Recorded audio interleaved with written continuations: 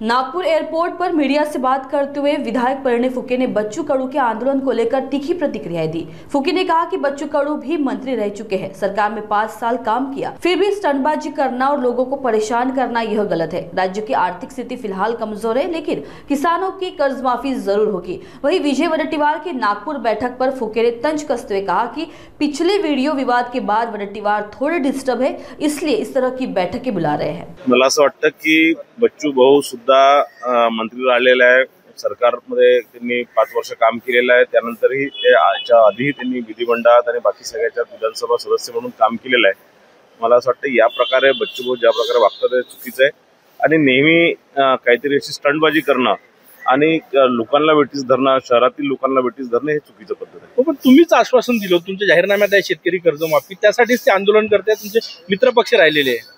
शेतकरी कर्जमाफी होणार, 100% होणार, पण आज राज्याची ती आर्थिक स्थिती नसल्यामुळे मला असं वाटतं की वर्षा 1.5 वर्षात निश्चितच शेतकऱ्यांची कर्जमाफी होणार आणि जाहीरनामा हा 5 वर्षाकरता असतो।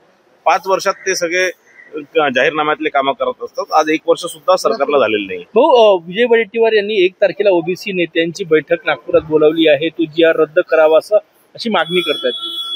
ज्या प्रकारे विजय वडेट्टीवारजींनी नागपुरात मोर्चा काढला आणि त्यानंतर सोशल मीडियावर त्यांच्यावर टीकाची झळ सुरू झाली आणि मागचे त्यांचे काही व्हिडिओज ज्यांनी त्यावेळेस मराठा समाजाला ओबीसी मध्ये आरक्षण देण्याच्या संदर्भातली मागणी जरांगे पाटील यांच्या आंदोलनात जाऊन केली होती, तर मला असं वाटतं विजय वडेट्टीवारजी थोडे डिस्टर्ब झालेले आहेत आणि म्हणून आता काहीतरी सावरासावरी करणं म्हणून या प्रकारच्या काही बैठकी घेत आहेत।